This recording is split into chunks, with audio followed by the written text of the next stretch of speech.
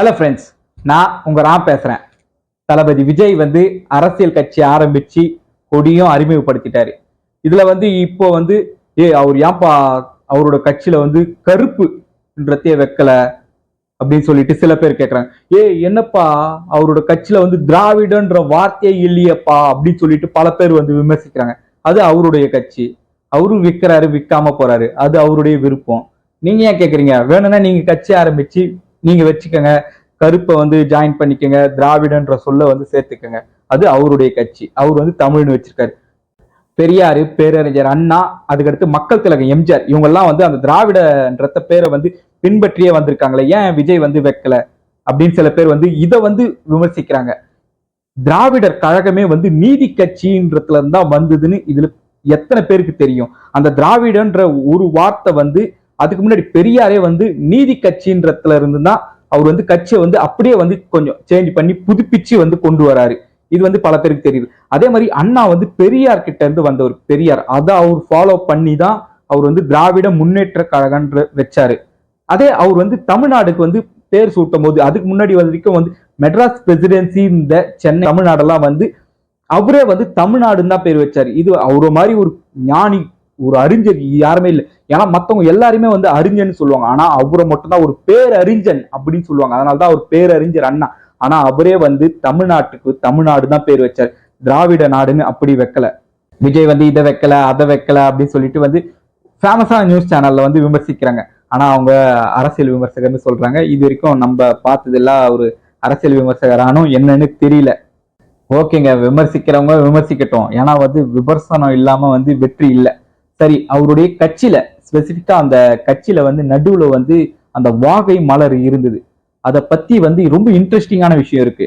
அதாவது சங்க காலத்துல என்ன செய்வாங்கன்னா, பழங்காலத்துல வந்து போருக்கு செல்ற மன்னன் வந்து எதிரி நாட்டு மன்னனை வந்து வெற்றி பெற்று வீழ்த்தி வரும்போது வந்து அந்த நாட்டு மக்கள் எல்லாம் என்ன செய்வாங்கன்னா, அவருடைய நாட்டு மன்னன் வெற்றி பெற்று வந்த மன்னன் தங்களுடைய நாட்டு மன்னனுக்கு என்ன செய்வாங்கன்னா, வாகை மலர், அந்த வாகை மலரை சூடி வந்து மன்னனை வந்து வரவேற்பாங்களாம் சங்க காலத்துல.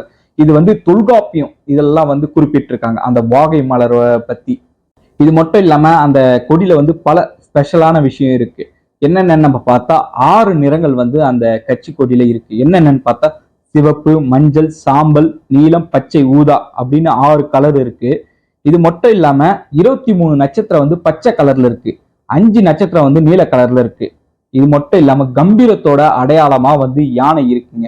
அந்த யானை என்ன பண்ணுதுன்னா, அந்த வீடியோல காமிச்சிருப்பாங்க, 2 யானை வந்து தன்னுடைய நாட்டு சொந்த மக்களான்னு தெரியல, இல்ல மக்களை வந்து விரட்டுது. அப்ப வந்து 2 யானை வந்து வேக வேகமா வந்து அந்த ஆப்போசிட்ல இருக்க யானையை வந்து வீழ்த்துது. அந்த அப்படியே வந்து அந்த வீடியோல காமிச்சிருப்பாங்க. நல்லா அழகா எடிட்டிங் அதெல்லாம் பண்ணி அந்த வீடியோல காமிச்சிருப்பாங்க. 2 யானை வந்து இருக்கு. இது மட்டும் இல்லாம விஜய் வந்து என்ன சொல்லியிருக்காருன்னா, இன்னும் ஒரு சில நாள்ல வந்து தன்னுடைய கட்சிக்கான கொள்கை என்ன, அந்த கட்சியில இருக்கிறதுக்கு என்னென்ன ஸ்பெசிபிக், அது எல்லாமே வந்து தானே விஜயை வந்து விளக்குறதாவும் பிரஸ் மீட்ல சொல்லியிருக்காரு. அதே மாதிரி அந்த வீடியோல வந்து ஒரு ரொம்ப ஒரு ஸ்பெசிபிக்கான ஒரு வார்த்தை வந்திருக்கும், அரசரை கேள்வி கேட்கும் தளபதியின் காலமடி. நம்ம பழங்காலத்துல பார்த்தோம்னா அரசன் வந்து தளபதிக்கு வந்து ஆணை பிறப்பிப்பாரு. இப்ப வந்து இந்தியா வந்து ஒரு ஜனநாயக ஒரு சுதந்திரமான ஒரு குடியரசு நாடு. தளபதி வந்து அரசரை வந்து கேள்வி கேட்கும் காலமடி, யார ஆட்சியில இருக்காங்களோ அவங்கள வந்து கேட்கிற காலம் வந்துருச்சுன்னு சொல்லிட்டு டைரக்டாவே வந்து சொல்லிட்டாங்க. இதை வந்து இன்டைரக்டெல்லாம் சொல்ல, அவர் வந்து அந்த பாட்டு மூலயமா, ஏன்னா விஜய் அவரோட கண்காணிப்புல தான் இந்த பாட்டு கண்டிப்பா எழுதியிருப்பாங்க. அவர் வந்து இன்டைரக்டெல்லாம் சொல்ல, இதை வந்து டைரக்டாவே சொல்லிட்டாரு, நான் வந்து கேள்வி கேட்பேன்னு. ஆனா யாருன்னு நீங்க தான் புரிஞ்சுக்கணும். இதே மாதிரி அந்த பாட்டுல வந்து தமிழன் கொடி தமிழன் கொடின்னு வார்த்தை வருது. ஏற்கனவே வந்து தமிழ் தேசிய சித்தாந்தத்தை உள் வாங்கிட்டு வந்து தமிழ்நாட்டுல வந்து நாம் தமிழர் கட்சி வந்து கிட்டத்தட்ட 8% மேல வந்து வாக்கு சதவீதத்தை வச்சுக்கிட்டு இருக்காங்க. நல்ல, நாங்க யாரோடும் போக மாட்டோம், நான் தான் வந்து இவங்க எல்லாருக்குமே வந்து மாற்று, திராவிடத்துக்கு மாற்று நான் தான் சொல்லிட்டு தமிழ் தேசிய சித்தாந்தத்தோடு இருக்காங்க. இன்னொரு சைடு அண்ணன் விஜய் வேற வந்துட்டாரு. ஓகே, இவங்க 2 பேரை கூட்டணி வச்சு ஆளுங்கட்சி எதிர்கட்சின்னு வருவாங்களா என்ன ஏதுன்னு தெரிய போறல. 2026 சட்டமன்ற தேர்தலுக்கு வந்து விறுவிறுப்புக்கு கண்டிப்பா பஞ்சம் இருக்க போறது இல்லை. அதே மாதிரி திராவிடத்துக்கு எல்லாம் மாற்று வந்து இவங்க தமிழ் தேசியம் அந்த சித்தாந்தம் வந்து ஆட்சி கட்டல்ல ஏறுமா? ஏன்னா வந்து மக்களுடைய உங்களுடைய ஒவ்வொரு புரட்சி, உங்களுடைய விரல் புரட்சி வந்து கண்டிப்பா வந்து ஜனநாயக நாட்டுல வந்து பதில் சொல்லுங்க. ஓகேங்க, நம்ம சேனலை வந்து எல்லாரும் சப்ஸ்கிரைப் பண்ணுங்க, எல்லாருக்கும் ஷேர் பண்ணுங்க ஃப்ரெண்ட்ஸ். சல்யூட்.